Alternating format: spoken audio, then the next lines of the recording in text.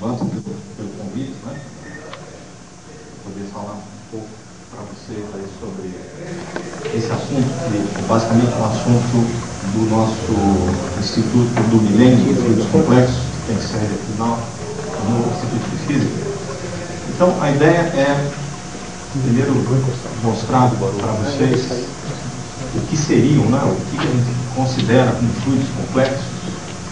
Depois, vamos dar alguns exemplos de fluidos que, em particular, nós temos alguma competência aqui no Instituto de Física, por vista de estudos, né, que seriam cristais líquidos, coloides magnéticos e alguns fluidos de interesse biológico que estão basicamente no nosso universo de trabalho, né. Depois, algumas conclusões sobre o ponto de vista geral, né, que a gente pode fechar a respeito desse assunto, não só na área de física, mas de físico-química, essencialmente. Bom, então, o que é realmente que a gente considera um fluido complexo, né? Bom, uma definição que a gente poderia dar para os fluidos complexos seria basicamente aqueles fluidos que a gente encontra na natureza, cujas propriedades, não apenas físicas, mas as propriedades físico-químicas, eles não podem ser descritos de uma maneira conveniente por meio de conceitos ou equações matemáticas simples. Esse simples aí está bem entre aspas, né? Porque pode ser simples para um, pode ser complicado para outra pessoa, né? Então, o que seria essa denominação de fluidos complexos? Então, como vocês veem, ela é uma definição que não estabelece fronteiras muito claras, né? Por exemplo, esse fluido eu caracterizo enquanto um fluido complexo, esse outro não. Seria um fluido convencional ou um fluido simples, né? Por exemplo, se a gente pegar aqui a água, dependendo de como é que a gente olha para a água, ela pode ser extremamente complicada, né? Mas ela pode ser simples também. Se a gente pegar algumas propriedades dela, pode ser descrita de uma forma bastante conveniente através de conceitos tanto físicos quanto físico-químicos simples. No entanto, se a gente olhar para o diagrama de fase da água, ele é um diagrama de fase que não é absolutamente trivial, né? Porque entre a fase de vapor e a fase líquida, você tem linhas de transição de fase de primeira ordem, pontos críticos. O gelo, né, que é essa fase sólida da água, tem diversas estruturas diferentes. Então, ela poderia ser considerada, em algumas definições, como um fluido complexo. Tanto que no Rio Grande do Sul existe um grupo de fluidos complexos teórico que estuda essencialmente a água. Então, é uma região, assim, que eu diria, meio pantanosa de definir o que seria um fluido complexo e um fluido não complexo, mas, em termos gerais, considerou-se, do ponto de vista da literatura internacional, caracterizar alguns tipos de fluidos dentro dessa denominação de fluidos complexos. Nós vamos ver quais seriam algumas características deles, né? Bom, vocês devem ter tido já a experiência de pegar um ketchup, né, e girar essa garrafinha de ketchup. Se vocês girarem assim lentamente, há uma boa chance que esse fluido, né, o ketchup, não escorra. Ele se mantenha ali na parte de baixo da garrafa, né? No entanto, se quer colocar o ketchup no hambúrguer, né, se você der uma batida nele, é capaz dele cair muito, né, ele vai escorregar, quer dizer, uma pequena atuação mecânica sobre esse objeto, sobre esse fluido, diferentemente da água, né? Porque a água, se tivesse uma garrafinha dessa, se eu girar, ela vai escorrer, todo mundo entende isso. No entanto, há fluidos que não escorrem tão trivialmente dessa forma, mas uma atuação mecânica, ele pode se transformar, as propriedades de fluidez dele podem ser bastante diferentes a partir do momento que uma atuação mecânica age sobre ele, né? Bom, existem materiais que são sintetizados atualmente, que eles são géis, você pode realmente pegar na mão, colocar, virar de ponta cabeça e grudar na sua mão, que ele parece realmente alguma coisa sólida. No entanto, se você chacoalhar esse objeto, ele vai escorrer na sua mão como se fosse um fluido. Então ele tem um pouco essa característica desse ketchup que está aqui, né? Então, dentre esses fluidos que apresentam essas propriedades, que podem ser bastante modificadas por atuações mecânicas, magnéticas, elétricas, ou mesmo questões relativas à ordem posicional e orientacional das moléculas desses objetos, eles foram esses caracterizados enquanto os fluidos complexos. E exemplos que nós temos deles são os cristais líquidos, polímeros, coloides, fases micelares, vamos ver aqui como é que elas são feitas, né? Ferrofluidos, que nada mais são do que coloides magnéticos, onde você tem partículas no meio coloidal que têm características de óxido de ferro, né? Estão presentes em uma solução homogênea e isotrópica. Microemulsões, alguns fluidos biológicos. Então, essas famílias que estão aqui são essencialmente caracterizadas enquanto fluidos complexos pelas propriedades excepcionais que podem aparecer por atuação mecânica, por atuação elétrica, por atuação magnética, né? E convencionou-se pegar essas famílias e caracterizá-las enquanto fluidos complexos. Bom, o primeiro deles, que é um dos exemplos que nós estudamos aqui no Instituto de Física, em diferentes grupos, não apenas no nosso grupo, mas grupo de cristalografia também estuda cristais líquidos. E o que seriam esses objetos? Né? Acho que tem gente aqui que está cansada de ouvir essa definição, né? Mas tudo bem. Talvez tenha pessoas que não saibam ainda isso. Né?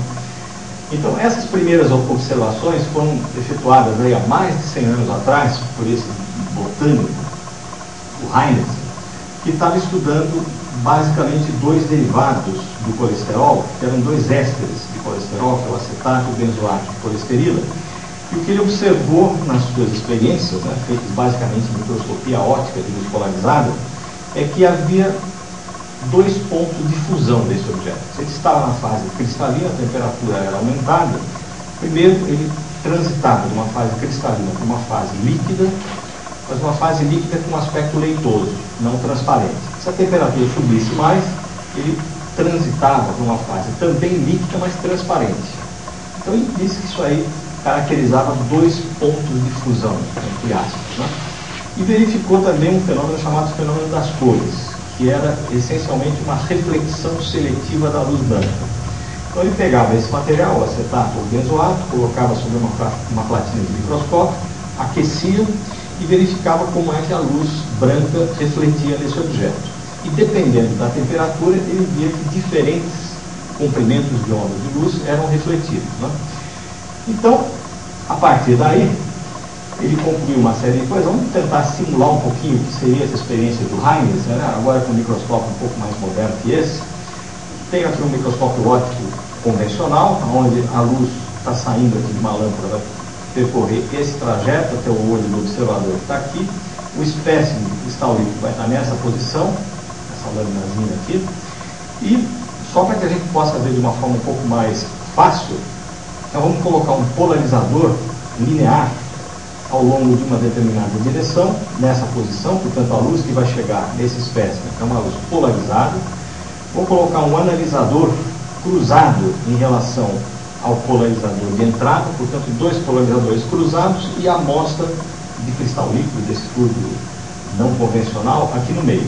E se esse objeto fosse um objeto isotrópico do ponto de vista óptico, a luz não conseguiria passar aqui para o observador, né? Porque ela seria polarizada segundo uma direção, passa por essa amostra que está aqui, que é isotrópica, se fosse álcool, água, qualquer outra coisa que não tivesse uma atividade óptica, a luz sai com a polarização e é completamente absorvida pelo analisador de saída, portanto eu não vejo nada aqui. Agora, se eu colocar um cristal líquido, vamos ver figuras, né, que são chamadas texturas ópticas, que são realmente bastante interessantes, né? Vocês veem que dependendo do arranjo molecular desse objeto que está aqui dentro, diferentes comprimentos de onda conseguem ser observados na parte superior. Então, essas são coisas que a gente, obviamente, vê corriqueiramente em qualquer laboratório que tem microscópio de luz polarizada e pega um cristal líquido para observar, né?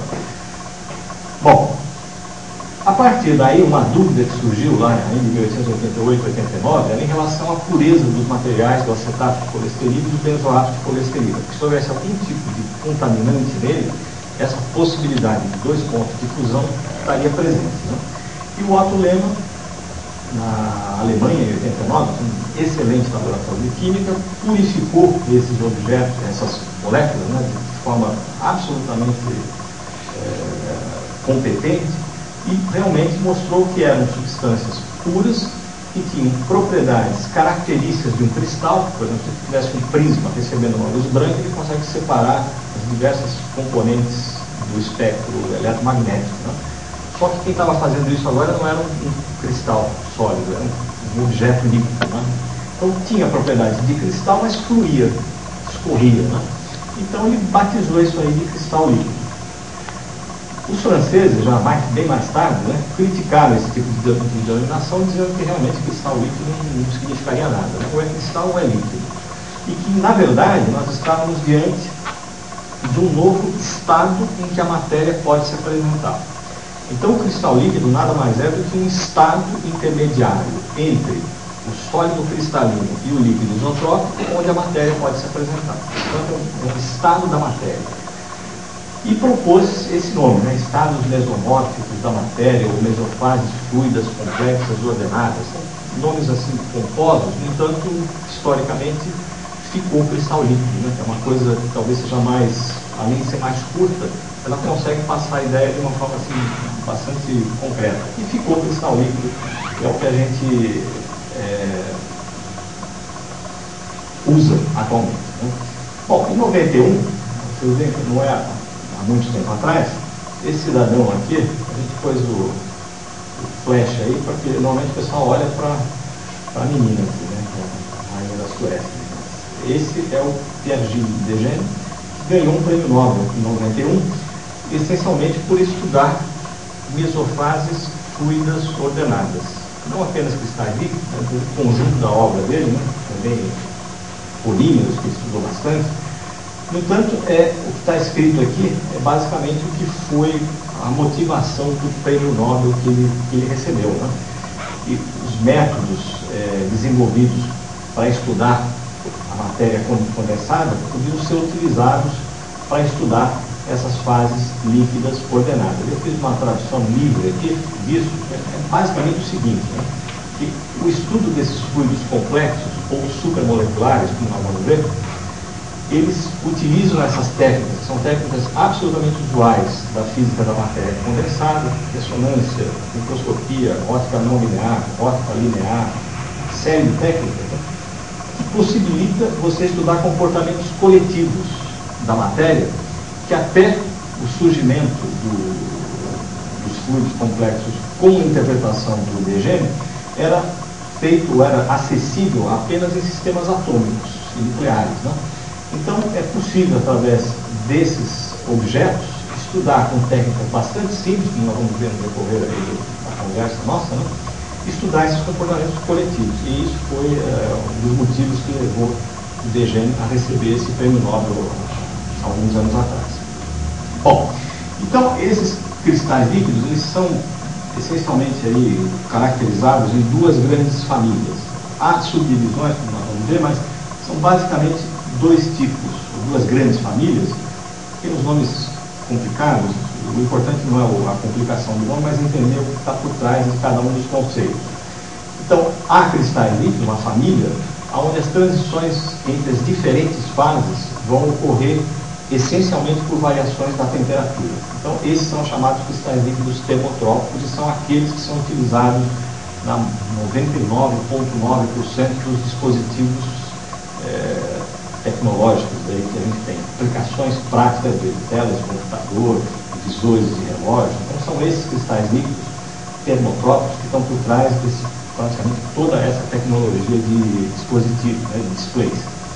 E um outro tipo que tem esse sim uma interface com a biologia maior do que o outro, né, que são chamados cristais líquidos biotrópicos. Nós vamos ver cada um deles o que significa.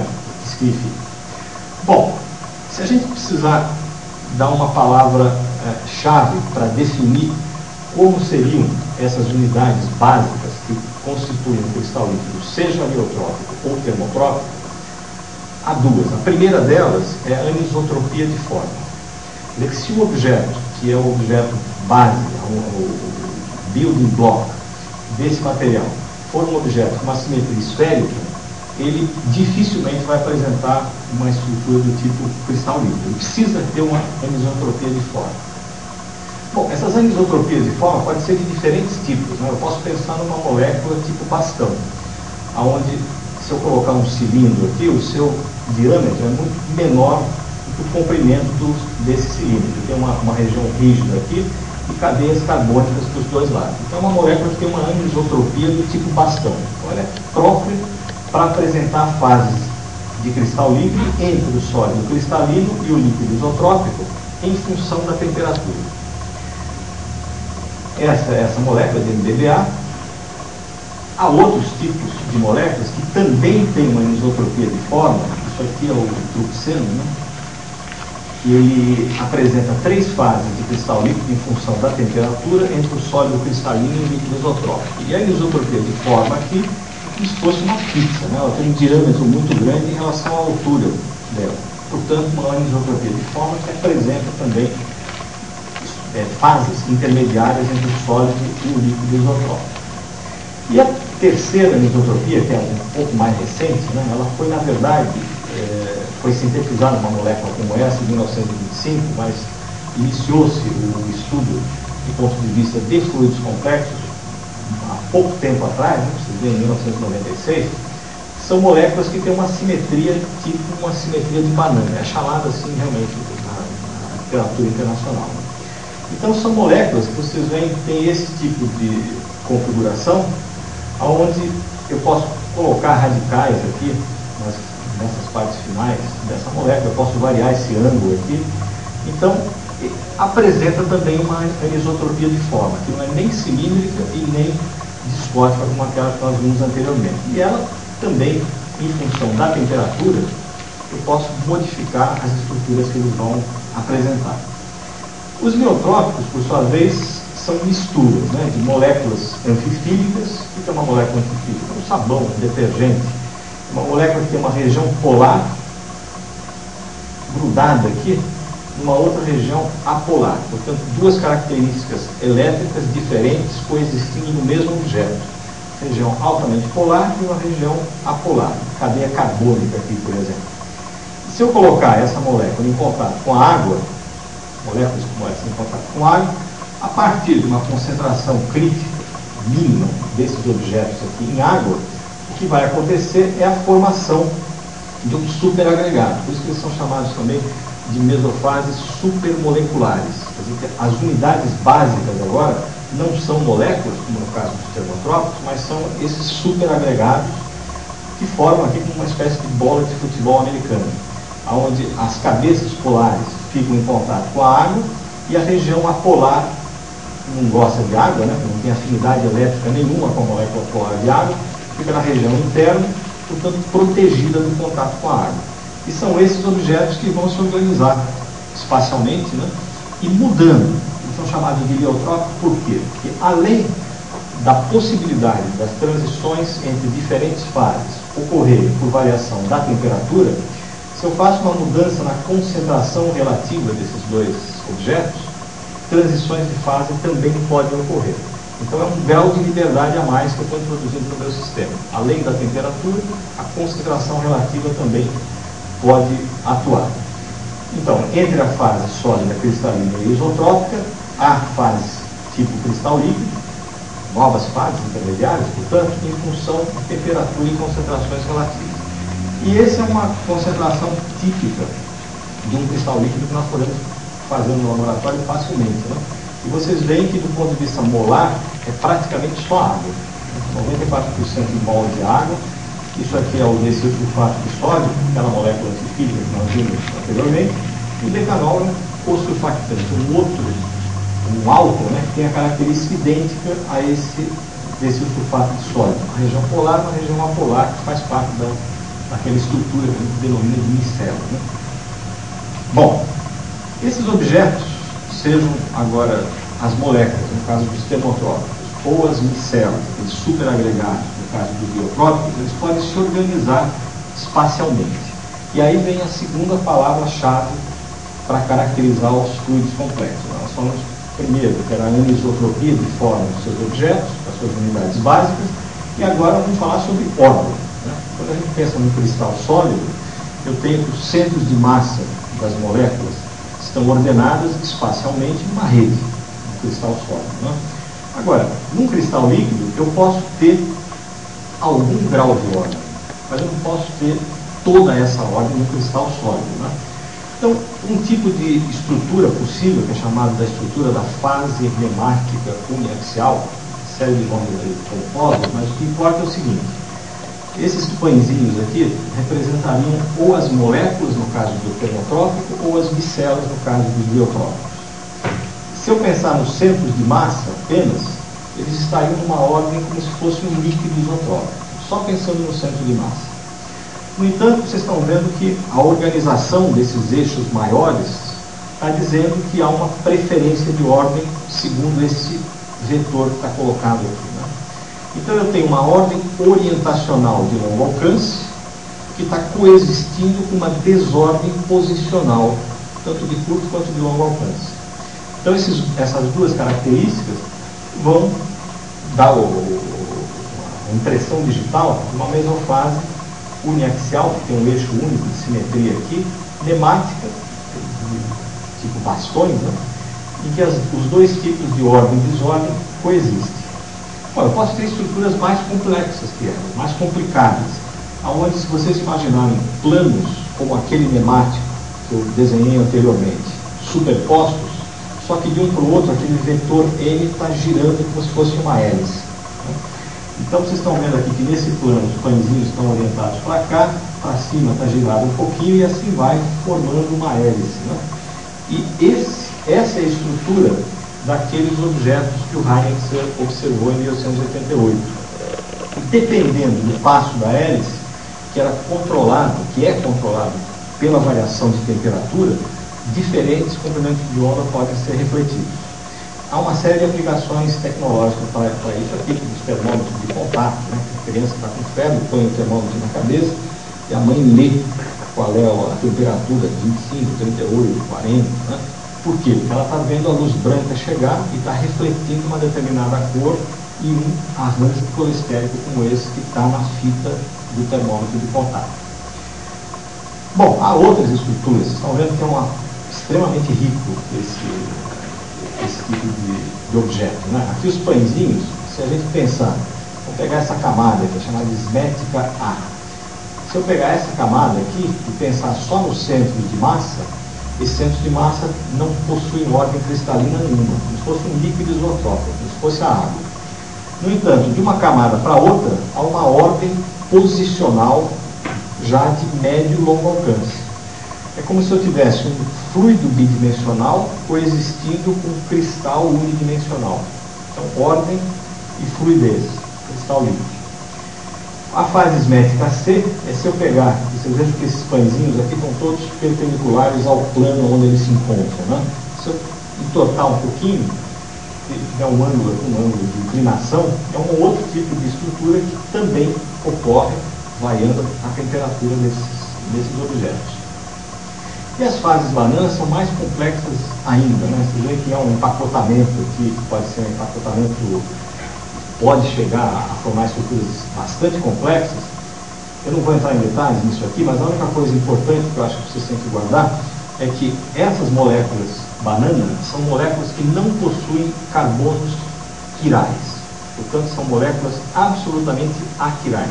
Aquirais, portanto, não tem nenhum carbono com 4 ligações diferentes.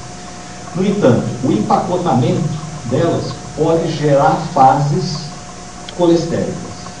Então, só por empacotamento. É um dos únicos exemplos que há na natureza, que eu conheço é esse, de moléculas que não são quirais, que ao se empacotarem, ao montarem uma estrutura tridimensional, podem privilegiar um tipo de enrolamento. É lógico que, se eu faço a mudança de temperatura dessas amostras aqui, eu vou ter tanto o Left quanto o Hamilton, para que a amostra como um todo não seja quiral. Mas domínios quirais se formam, só por empacotamento. Isso é uma coisa única também desse tipo de cristais líquidos, né? Então, os biotrópicos, né, que são aquelas misturas, eles podem ser ainda mais sofisticados do que o que nós vimos até agora, né? Podemos ter estruturas do tipo hexagonal, onde eu tenho longos cilindros, né?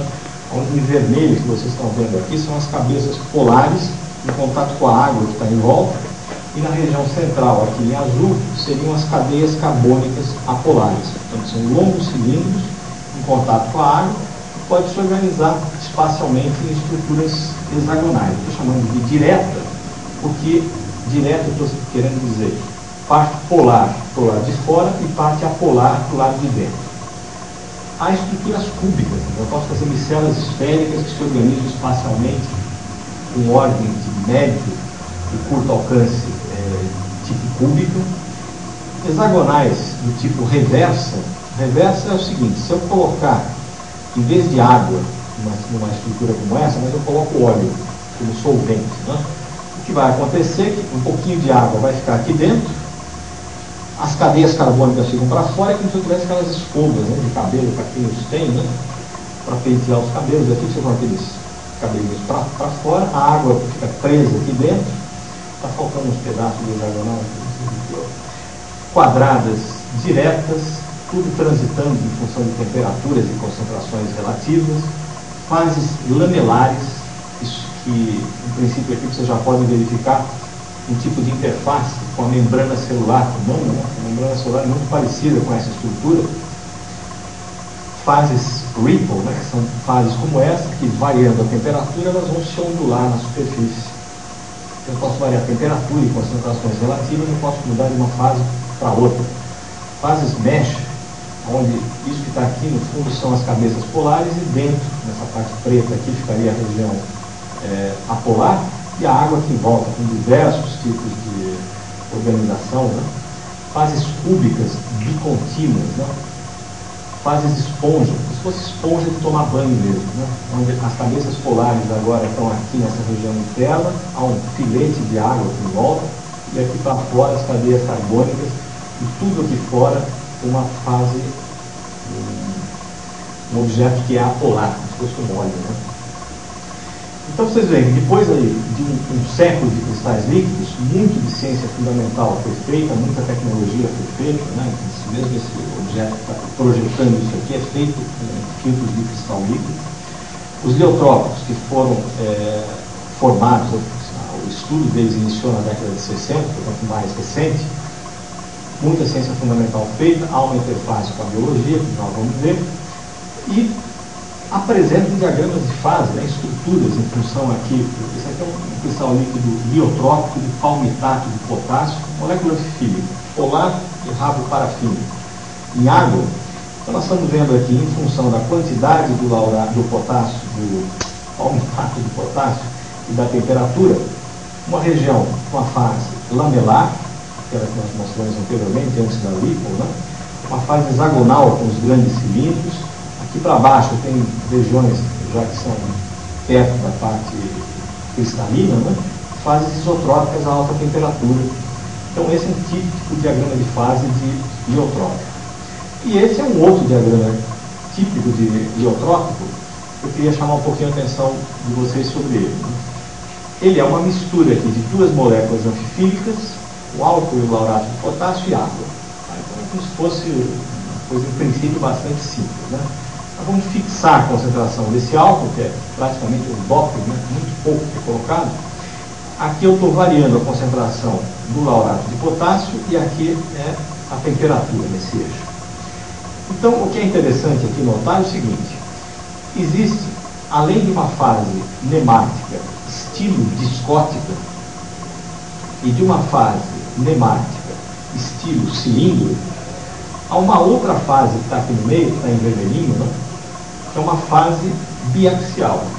Portanto, é o único exemplo na natureza que se conhece onde um fluido orientado apresenta três índices de refração diferentes no espaço, dependendo de como a luz está interagindo com ele. Então, se eu orientar esse cristal líquido que está aqui, as suas micelas são orientadas no espaço. Dependendo de como é que a luz interage com esse material, se ela vem segundo eixo X, eixo Z ou eixo Y, três índices de refração diferentes aparecem. Isso é uma característica de sólidos cristalinos. Então, o líquido é o único exemplo que se tem aqui.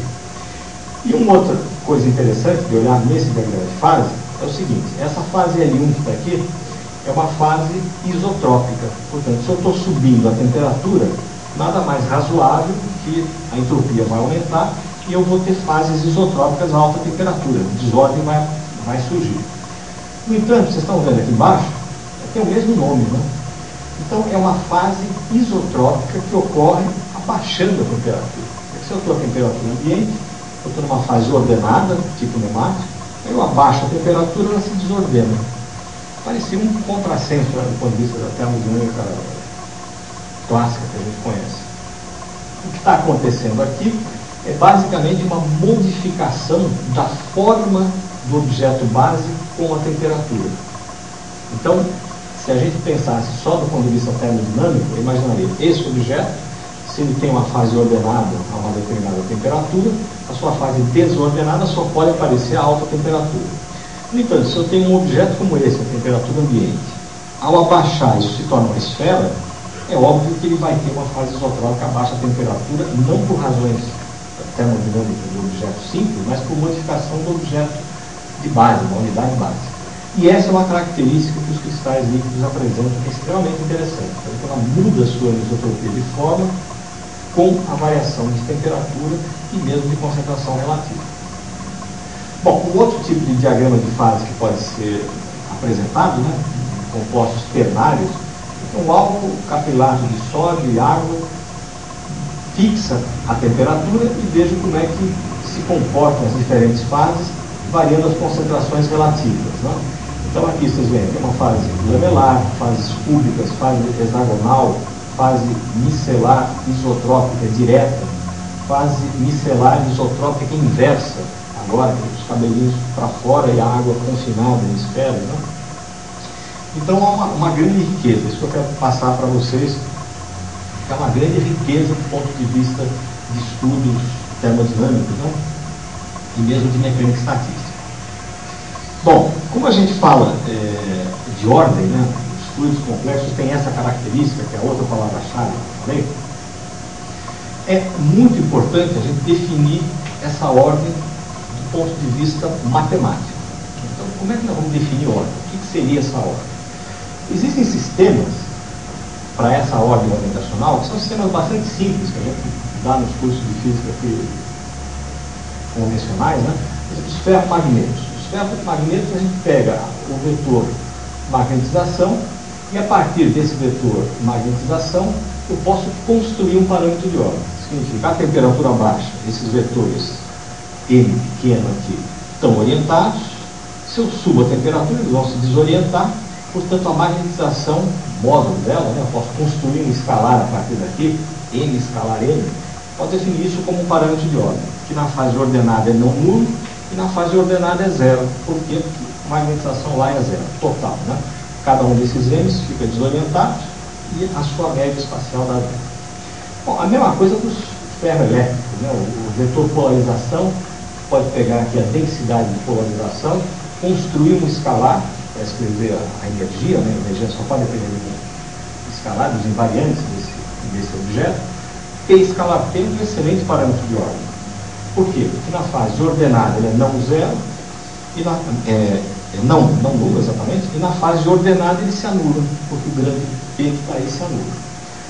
Bom, e os cristais líquidos? Por exemplo, os nemáticos, que são os mais simples. Né? O nosso pãozinho aqui tem um problema. O problema é que aqui eu tinha vetores, né, que caracterizavam a propriedade física do objeto, a magnetização ou a polarização ferroelétrica. Agora, uma molécula, simplesmente uma micela, não tem um vetor associado a ela. Né? E quando eu coloquei aquele M para cima naquela figura, eu podia ter colocado o M para baixo, e do ponto de vista físico era a mesma coisa. Né? Então, quaisquer, esses dois vetores aqui que eu desenhei são absolutamente equivalentes. Moral da história, o que eu posso fazer? Bom, com esses dois vetores absolutamente equivalentes, eu posso tentar construir entidades matemáticas, como era a polarização e a magnetização, no caso do ferro elétrico e do ferromagneto. Né? Bom, o primeiro que eu posso é essa soma, mas essa soma dá zero, né? São dois vetores equivalentes, um para cima e um para baixo. Então isso aí não me ajuda em nada. Bom, esse aqui é o primeiro que eu posso construir. Eu posso misturar esses dois objetos, o I1 e o 2, e construir agora um objeto que, infelizmente, não pode ser um vetor. Não dá para, com um simples vetor, responder, construir um parâmetro de ordem no caso de um cristal líquido. Tem que ser um objeto matemático mais sofisticado. O próximo é um tensor. Então, esse tensor vai representar para nós o parâmetro de ordem.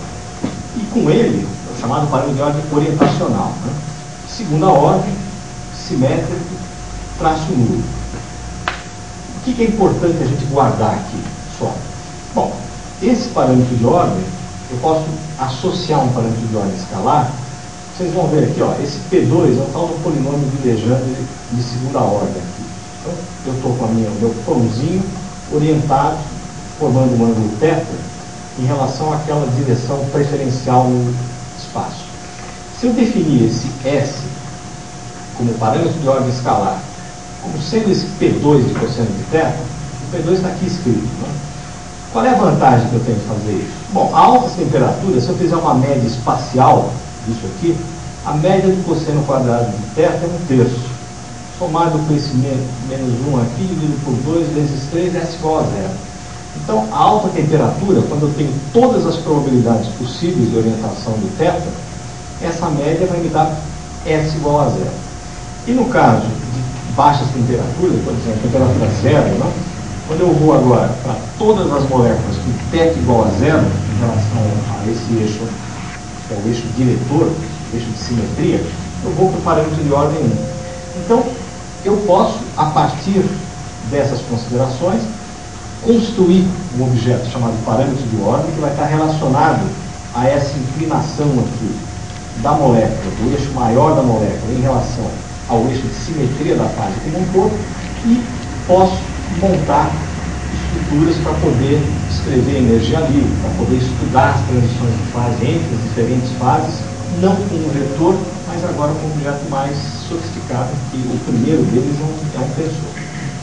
Bom, então, quais seriam as características básicas, que esses objetos teriam, esses objetos matemáticos teriam que trazer para nós, ter embutido?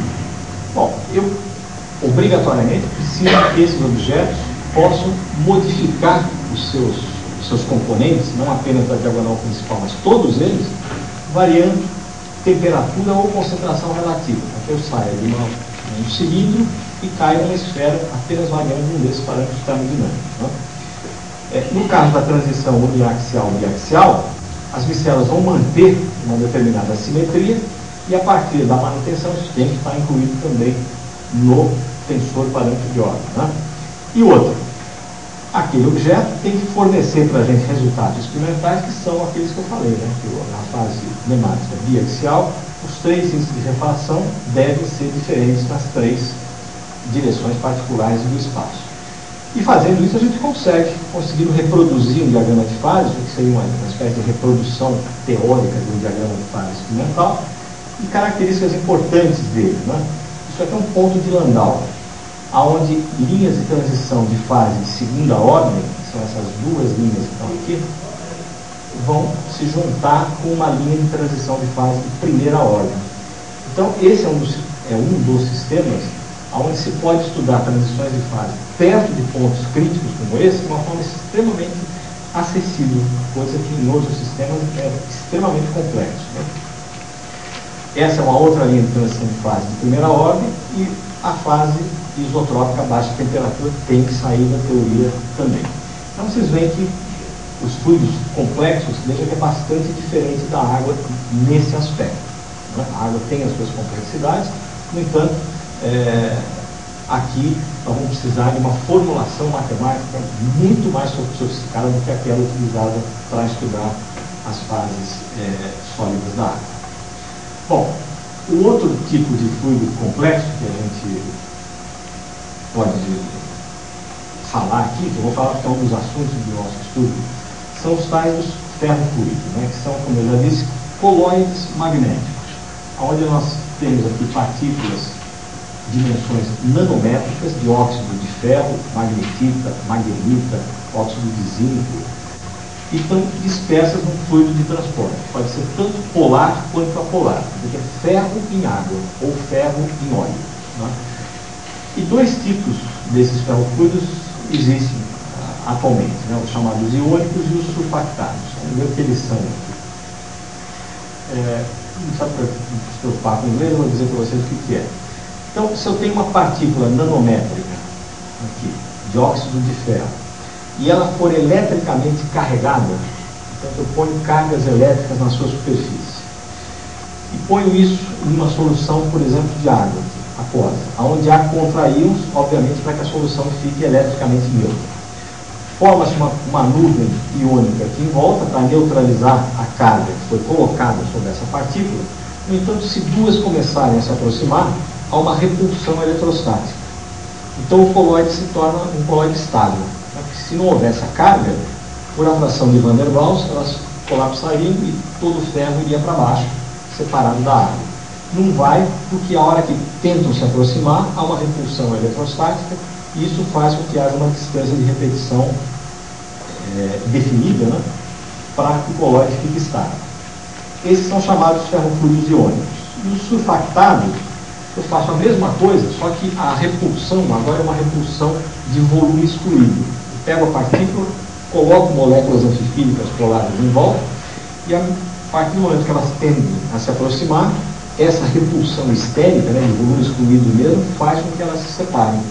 Ela vai se contrapor a Van der Waals. Quer dizer, se eu tenho uma interação repulsiva, pode ser tanto uma interação do tipo eletrostática, quanto a repulsão estérica do volume excluído, combinada aqui com uma atração de Van der Waals, isso aqui é essencialmente a energia potencial de duas partículas em função da distância entre elas. Então vai aparecer uma distância de equilíbrio, quer dizer que as partículas vão ficar certinhas lá na água, portanto eu tenho como se fosse um aspecto de um café bastante velho, né? Líquido preto. E o comportamento desses objetos em campo magnético é muito interessante. Em princípio, eles são absolutamente isotrópicos, do ponto de vista óptico. Então, eu tenho partículas que têm momentos magnéticos, né? E uma delas tem da ordem de 10 a 3 a 10 a 5 magnetons de Bohr, para ter uma ideia da magnitude desse nível. E se eu colocar um campo magnético aqui, formando um ângulo, exatamente não π sobre 2, porque aí eu tenho uma situação de equilíbrio instável, né, mas um pouco, quase π sobre 2 aí, o que pode acontecer é o seguinte: bom, a partícula pode ficar presa no meio, se ela estiver grudada numa gelatina, ela pode ficar presa e quem vai girar é só o momento magnético dela. Essa é chamada rotação de Néel. Apenas um momento magnético e fisicamente a partícula não roda. Ou eu posso girar tanto a partícula quanto o momento magnético, que é a chamada rotação browniana. E isso depende basicamente do quê? Do campo magnético, do momento magnético da partícula e uma chamada constante elástica entre a partícula e o meio de transporte onde ela está presente. Quer dizer, essas coisas que vão definir se ela vai seguir esse tipo de comportamento ou esse tipo de comportamento. Isso aqui são exemplos, só para vocês verem. O ferrofluido está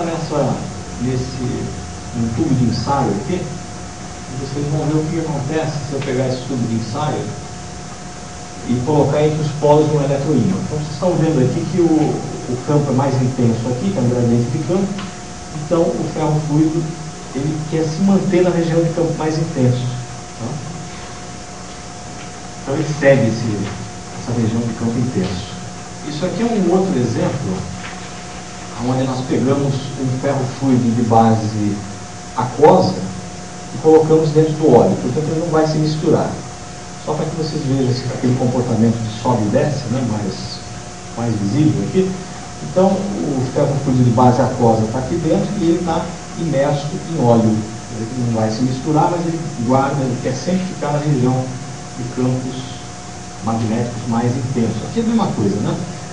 Aqui são ímãs, vocês vejam, são ímãs permanentes com campos extremamente baixos, olha, 100 Gauss.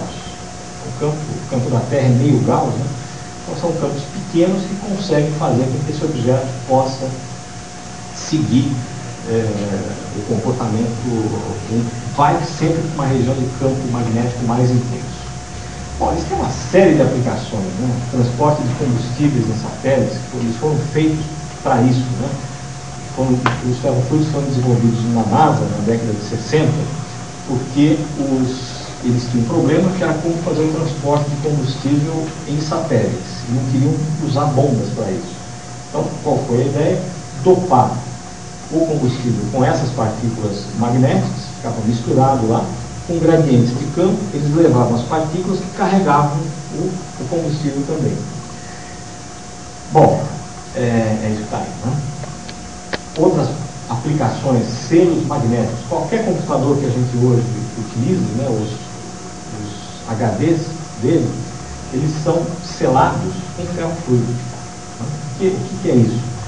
Eu tenho uma região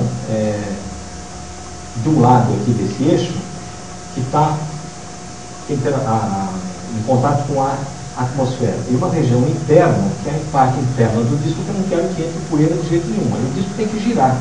Como é que eu faço esses mancais funcionarem, né?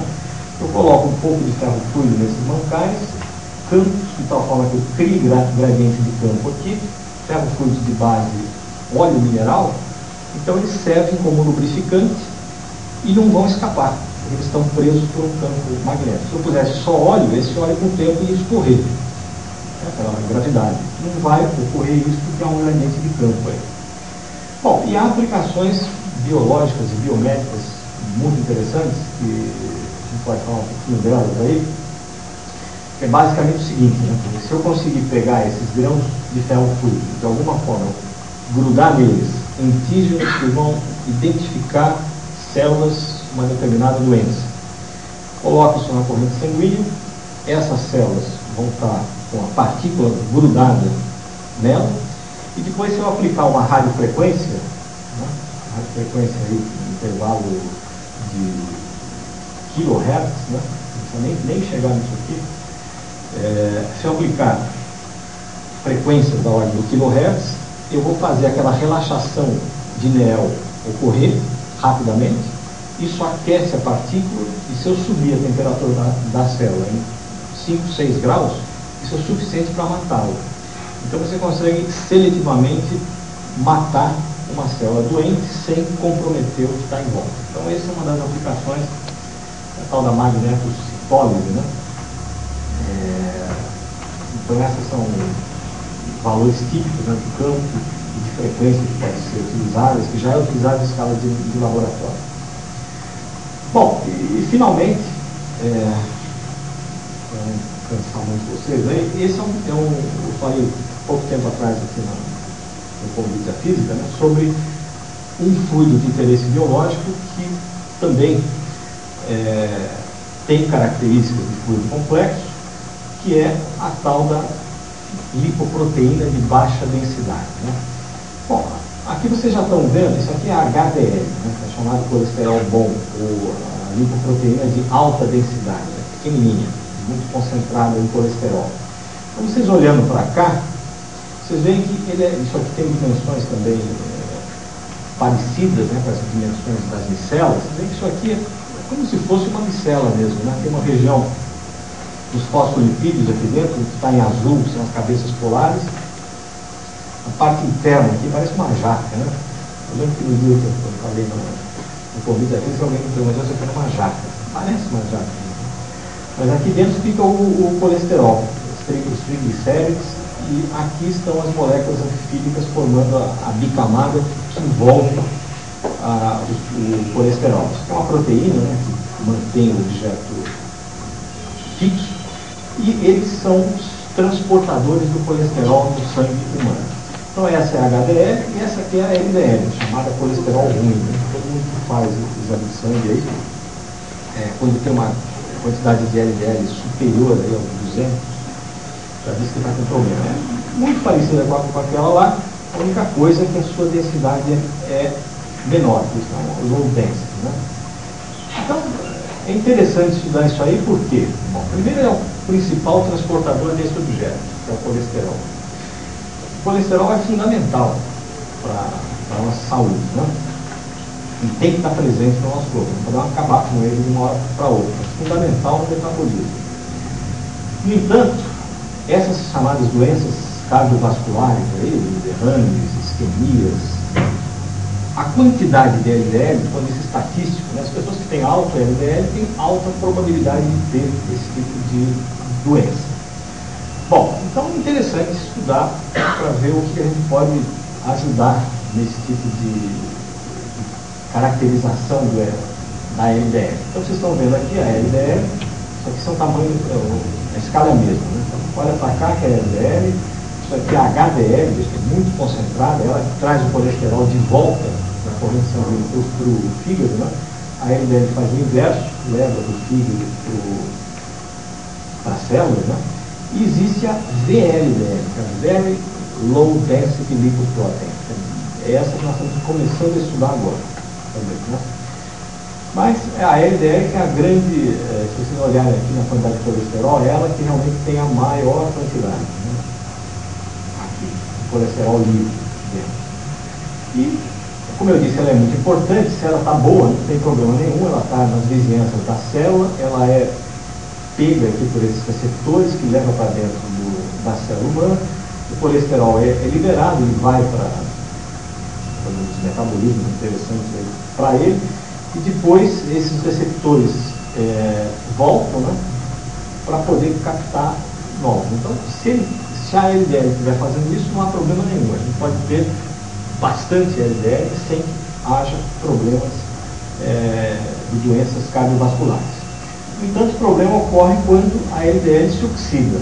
Então, oxidou a LDL, ela já não é mais identificada como alguma coisa própria do organismo humano. Os macrófagos vão para cima dela para tentar matá-la, né? Para tentar retirá-la do corpo. E o que vai acontecer é a formação de nucleação, né, de objetos que vão, primeiro são objetos lineares que se formam, depois eles chamam de fractais, porque eles crescem em todas as direções, formam vesículas e pode ocorrer a obstrução da artéria, né? O Sunda que nos diga o que aconteceu lá. É exatamente isso que pode ter acontecido lá com ele, né? A formação desses depósitos é uma placa, a chamada placa vulnerável, e quando ela está paradinha aqui, não há problema nenhum. Há problema porque a quantidade de sangue fica menor. No entanto, ainda não vai causar derrame, isquemia ou infarto, né? Mas quando essa placa vulnerável é quebrada, todo esse material que está aqui é solto na corrente sanguínea, aí ele vai causar rompimento de artérias menores, e aí vai, né? Então, a sequência de fatos que pode ocorrer, a sequência é essa, né? Nós não sabemos ainda o que pode ocorrer nessa ruptura da placa, né?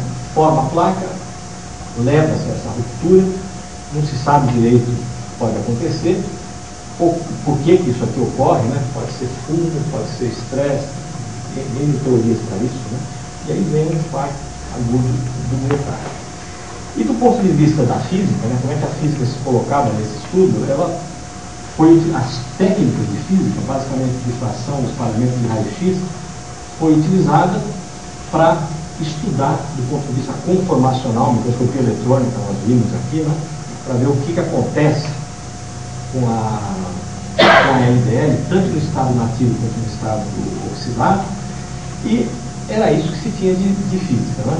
E a ideia nossa foi procurar outras propriedades desse fluido complexo, que seria LDL nativa íntegra em água e LDL oxidada em água. Vamos ver se elas têm alguma propriedade física diferente que a gente possa detectar, e a partir daí juntar com a nossa experiência, né, de sistemas neutrópicos, sistemas líquido-cristalinos, obter algum tipo de informação importante que fosse útil não só para a compreensão do fenômeno, mas que pudesse ter até aplicações tecnológicas, práticas para o humano, né? E o que vocês estão vendo aqui é um dos resultados mais interessantes que nós obtivemos. Esse eixo aqui é a concentração de LDL, e nesse eixo nós estamos vendo uma propriedade que está ligada ao índice de refração não linear do fluido complexo. Bom, então, vamos pensar assim, isso aqui seria alguma coisa ligada ao índice de refração não linear, e isso aqui é a concentração. Então, nós verificamos que, dependendo da concentração da LDL nativa, esse índice de refração muda com essa concentração. Portanto, se nós pegarmos hoje um exame de sangue convencional que diz para nós, olha, você tem tantas miligramas por ml de LDL. Só que ele não pode me dizer quanto é nativo e quanto que é oxidado.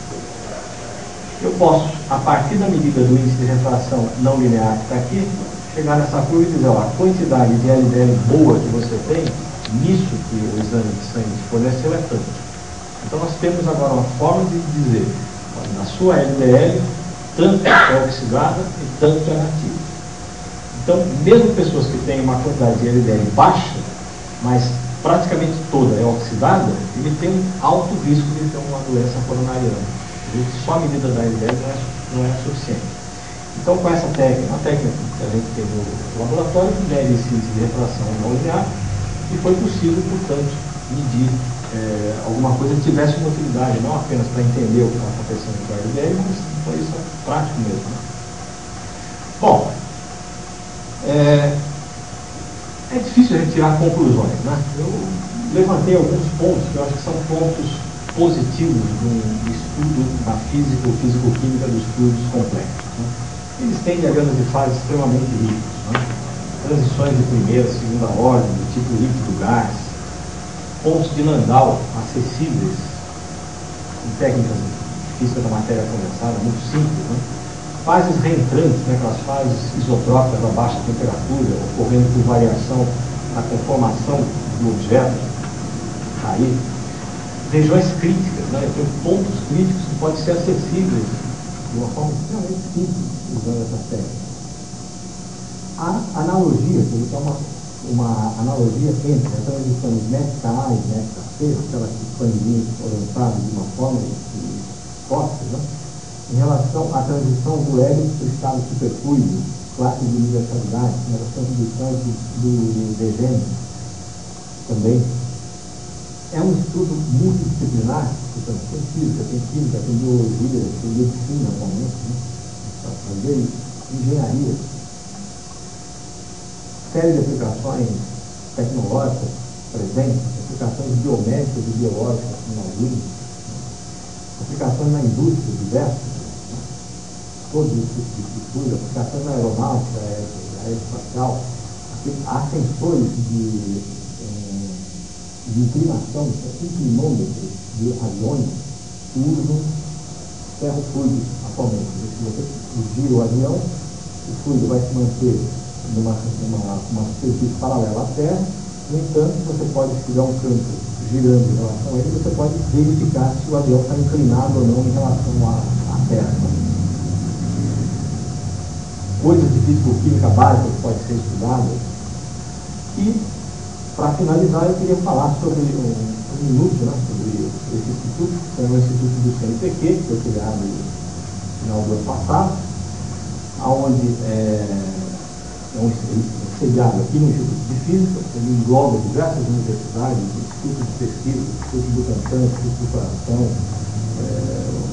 Faculdade Paulista de Medicina, Faculdade de Odontologia de São José dos Campos. E a ideia desse instituto é, além de fazer pesquisa básica, ter uma interface com a indústria no sentido de disponibilizar o savoir-faire das pessoas do instituto para resolver problemas que estão presentes na indústria hoje brasileira, né? Medicina e odontologia, obviamente, e educação. E há um dos interesses nossos é verificar como é que o estudo de líquidos, né, de fluidos, é feito no segundo grau. Porque seria muito interessante ter esse tipo de conhecimento, obviamente não toda a matemática externa, mas conceitos sobre o estado da matéria diferentes, fosse produzido já numa tenra idade. Né? Então, isso é um dos objetos do nosso instituto, e esse é o